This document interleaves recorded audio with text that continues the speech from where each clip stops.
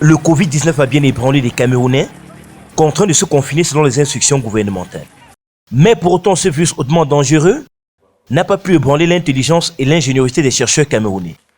C'est le cas de l'Agence universitaire pour l'innovation AUI, qui vient de mettre sur pied un portique pour déparesser les personnes et lutter contre le coronavirus. Il s'agit d'un appareil dont la manipulation est fort simple. Quelqu'un arrive, dès qu'il approche le portique le voit, il y a un détecteur de présence, déclenche par spray un mécanisme de désinfection auquel il se soumet pendant quelques temps.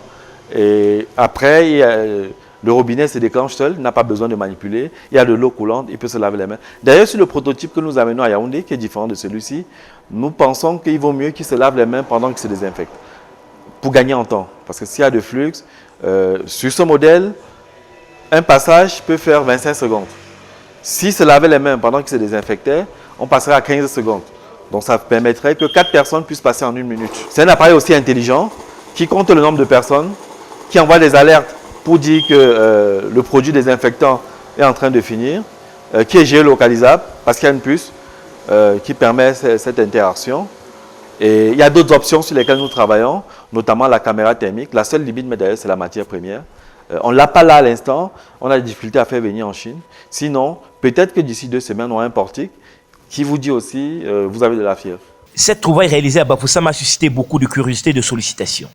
Au premier rang, le maire de la ville qui n'a pas hésité à venir encourager Serge Hamel Djidjo et son équipe. Je suis très émerveillé de ce que je viens de voir ici. Je pense que je dois être un maire heureux d'avoir des valeurs pareilles dans ma ville.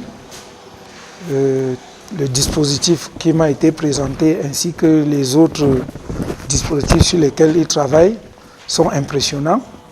Et je peux lui assurer de tout mon soutien, tout le soutien de la ville de Bafoussam pour développer et mûrir tout ce qu'il peut ainsi concevoir. Et je pense qu'il suffit qu'il ait des moyens, il suffit que l'État lui apporte le soutien nécessaire et tout ce que nous voyons ici pourra être rapidement développé. Au plus haut niveau, le gouvernement camerounais est aussi prêt à encourager et acquérir cette trouvaille qui devrait contribuer à limiter la propagation du coronavirus. Le portique suscite vraiment beaucoup d'intérêt, déjà du gouvernement camerounais, puisque Madame le ministre de la Recherche et de l'Innovation nous appelle régulièrement pour se tenir au courant de l'avancée de ce que nous faisons. Nous avons eu un appel du ministre de l'Économie, du ministre délégué à l'économie, le ministre Paul Tasson, qui nous a connectés avec des organisations des Nations Unies.